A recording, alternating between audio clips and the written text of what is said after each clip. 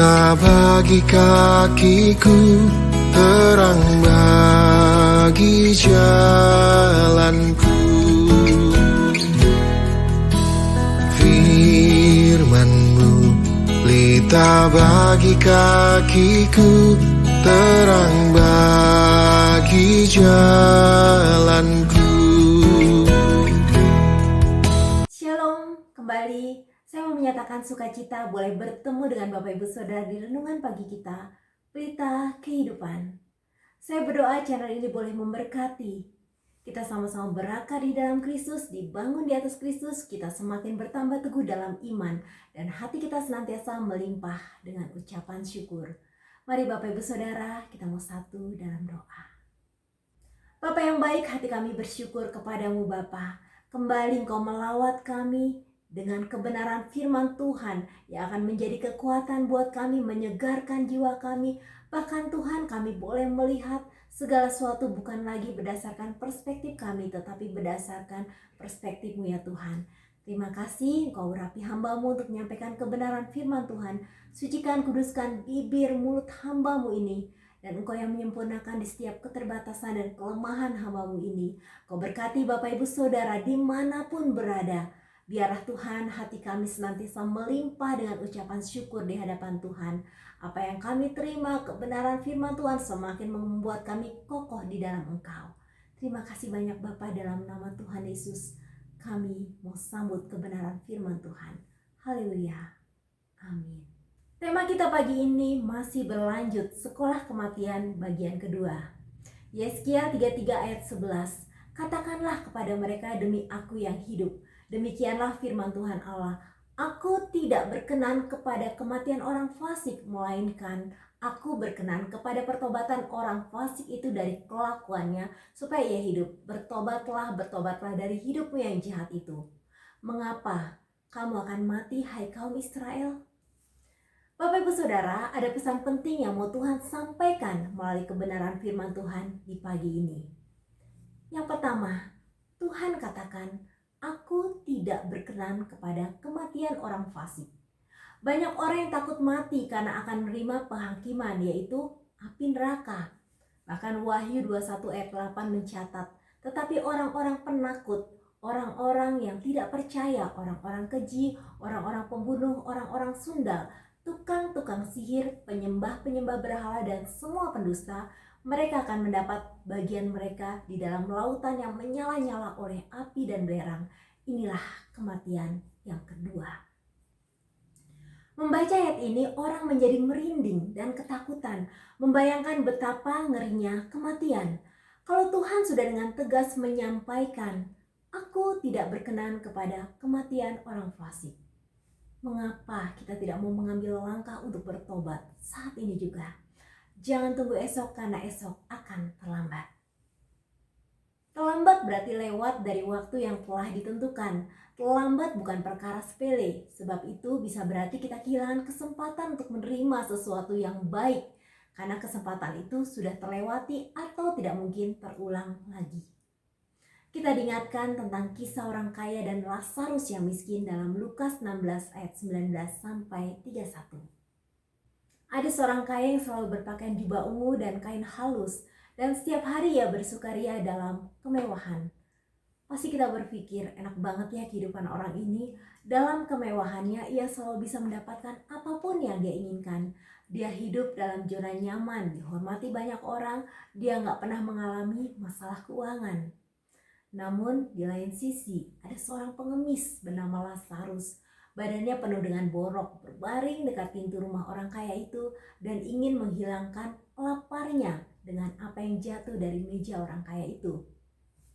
Tapi malahan anjing-anjing datang dan menjilat boroknya. Kalau kita perhatikan keadaan Lazarus sangat miris, memprihatinkan. Dia sangat miskin sampai-sampai harus menderita kelaparan. Tubuhnya penuh borok. Kita bisa mengambil kesimpulan pasti tempat tinggalnya sangat kumuh dan ia jarang ganti pakaian sehingga kuman-kuman semakin berkembang dan memperparah keadaan boroknya.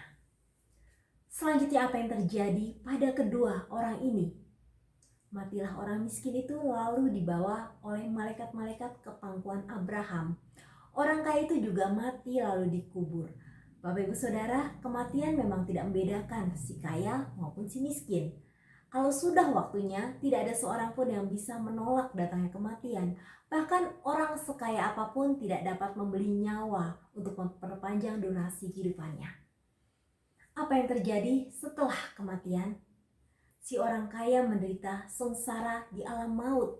Ia memandang ke atas dan dari jauh dilihatnya Abraham dan Lazarus duduk di pangkuannya.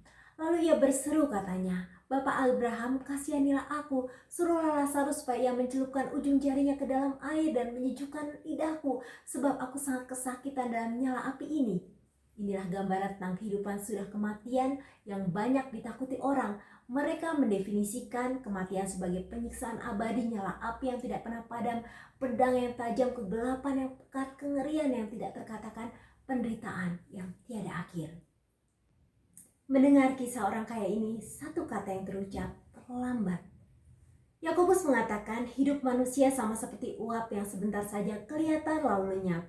Artinya, kehidupan kita di dunia ini sangat singkat dan kita pun tidak dapat memprediksi kapan kita harus meninggalkan dunia ini. Kedua, Tuhan berkata, "Aku berkenan kepada pertobatan orang fasik itu dari kelakuannya supaya ia hidup." Kesempatan untuk bertobat adalah saat kita masih hidup.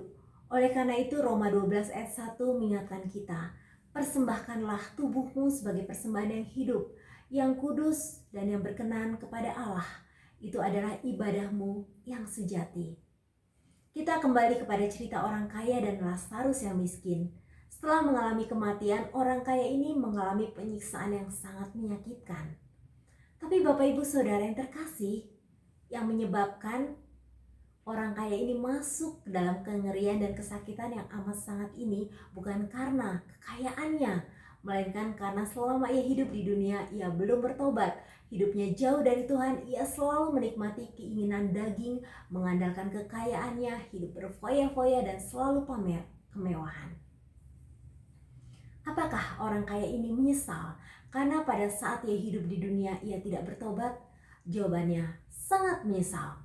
Tapi apa daya, semuanya sudah terlambat. Kesempatan untuk bertobat sudah ia sia-siakan dan ia tidak dapat memutar waktu untuk memperbaiki semuanya. Dia harus menanggung konsekuensinya. Pastilah kalau masih ada kesempatan ia ingin kembali hidup di dunia dan memilih untuk segera bertobat dan tidak lagi hidup dalam kedagingannya. Tapi beribu-ribu kali sayang, semuanya sudah terlambat. Dalam Lukas 16 ayat 28 dan 30, ia memohon agar Lazarus menyampaikan pesan secara langsung kepada saudara-saudaranya supaya jangan sampai mengalami penderitaan seperti yang ia rasakan. "Sebab masih ada 5 orang saudaraku, supaya ia memperingati mereka dengan sungguh-sungguh agar mereka jangan masuk kelak ke dalam tempat penderitaan ini. Jika ada seorang yang datang dari antara orang mati kepada mereka, mereka akan bertobat." Bapak Ibu Saudara, bicara tentang pertobatan, ini adalah murni keputusan yang kita ambil secara pribadi di hadapan Tuhan untuk meninggalkan manusia lama kita dan menjadi manusia baru. Memulai hidup di jalannya Tuhan, dalam bimbingan dan arahannya Tuhan, dan jangan biarkan hati kita bebal dengan mempertahankan dosa dalam hidup kita. Ambillah keputusan untuk bertobat saat ini juga, karena kita tidak tahu berapa langkah lagi kita akan sampai di giliran antrian kita.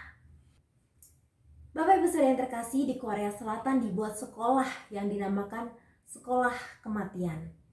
Kita semua pasti tahu Korea Selatan dikenal sebagai negara K-pop dan terkenal dengan drama Koreanya. Namun siapa sangka, di balik hingar-bingarnya Korea Selatan ternyata punya angka kasus bunuh diri yang sangat tinggi.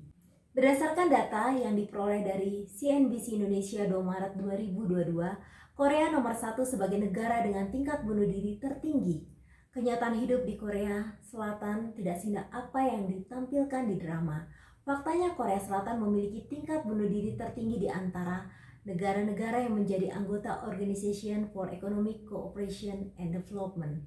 Kementerian Kesehatan Korea Selatan menyebut sebanyak 24,3 orang dari 100.000 penduduk Korea melakukan bunuh diri, jika di rata-rata 35 orang bunuh diri di setiap harinya.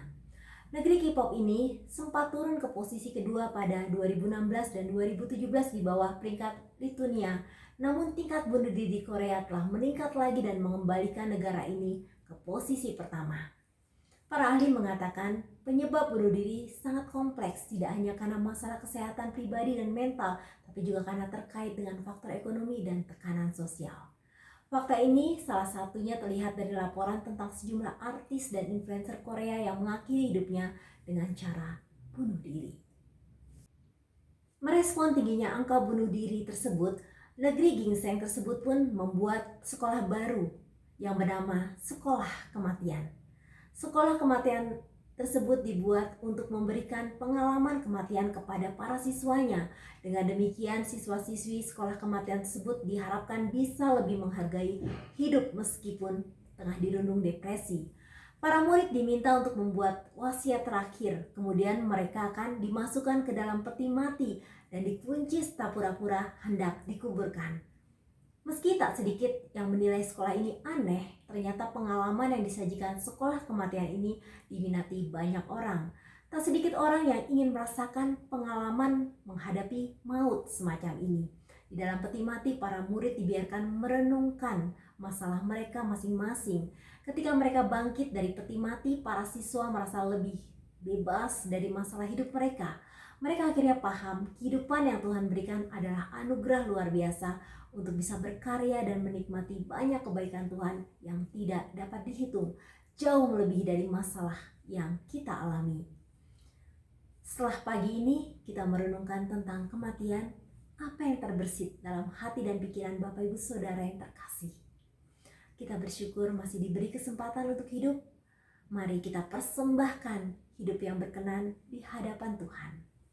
Tuhan Yesus memberkati. Hingga sekali nanti aku tiba di rumah Bapa, surga yang baka.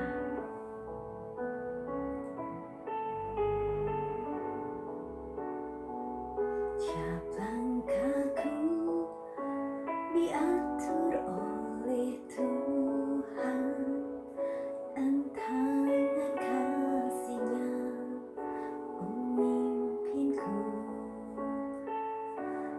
tengah gelombang dunia menakutkan. Hatiku tetap tenang teduh, tiap langkahku ku tahu Tuhan yang pimpin ke tempat tinggiku di hantarnya. Hingga sekali nanti aku tiba di rumah Bapa, surga yang baka. Terima kasih Tuhan, di tiap langkah kami Engkau yang mengatur, hingga tiba saatnya kami akan sampai di perhentian.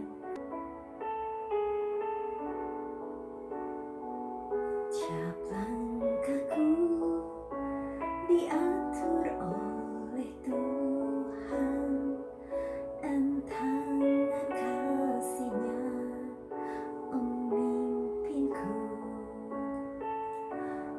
tengah gelombang dunia menakutkan. Hatiku tetap tenang teduh, tiap langkahku ku tahu Tuhan yang pimpin ke tempat tinggiku di hantarnya. Hingga sekali nanti aku tiba di rumah Bapa, surga yang baka. Terima kasih banyak Bapak untuk firman Tuhan yang meneguhkan kami pada hari ini. Terima kasih banyak Bapa, kami boleh dibukakan tentang kehidupan setelah kematian. Bapa, kami tahu Tuhan bahwa hidup kami adalah seperti uap yang sebentar saja kelihatan lalu lenyap. Oleh karena itu Tuhan, tolong kami untuk segera kami mempersiapkan diri kami, tidak menunda esok atau lusa, namun kami mau sungguh-sungguh hidup di dalam Engkau, sehingga pada saat Engkau memanggil kami sudah siap sedia. Terima kasih Tuhan, kami percaya Tuhan, di setiap langkah kami Tuhan kasih kami kekuatan, di tiap langkah kami Tuhan, Engkau membimbing kami ke jalan yang benar di dalam koridor-Mu ya Bapa. Hingga suatu saat nanti kami akan tiba di rumah Bapa, surga yang kekal. Terima kasih Tuhan untuk meneguhkan firman Tuhan pada hari ini. Dalam nama Tuhan Yesus kami berdoa dan bersyukur. Haleluya. Amin.